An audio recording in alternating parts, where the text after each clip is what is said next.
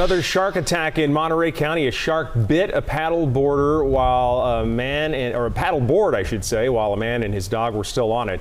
This is the second one in Pacific Grove in the past 2 months. Felix Cortez joins us live now with more. Felix? And that shark attack happened about less than 200 yards offshore just behind me. As you mentioned, that shark bit the board, rather that paddle board. Fortunately, that paddle boarder and his dog were not hurt.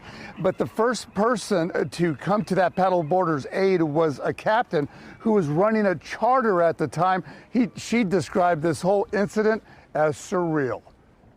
Another shark attack off Lovers Point. The victim this time, a paddleboarder who was out in the water with his dog. Seen here moments after he hightailed it back to shore. I think that extra adrenaline pump really got him going back there too. I had to move pretty fast to keep up with him at times.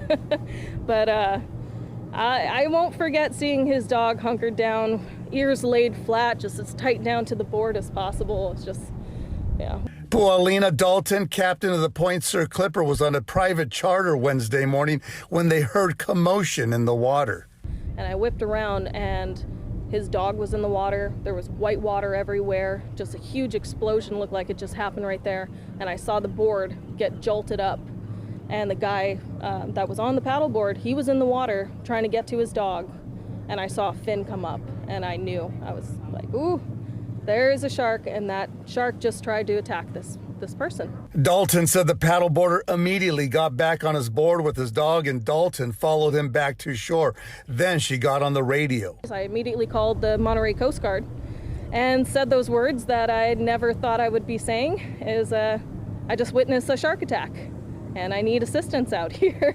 It was absolutely surreal. The attack happened about 150 yards off Lovers Point in Pacific Grove, less than 2 months after a swimmer was attacked by a 15-foot great white in the same area. It's kind of curious to think about if we have two sharks roaming around here that may be trying to knock off people, or if it might be the same one. We don't know yet. So definitely something worth checking into.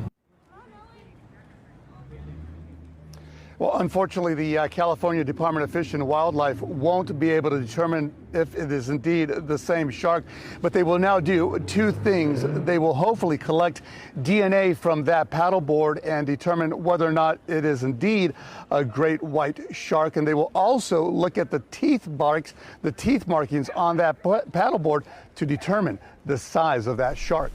Reporting from Pacific Grove, I'm Felix Cortez. Andrea Goldstein, back to you in the studio. Scary situation for sure. Thank you so much for the update.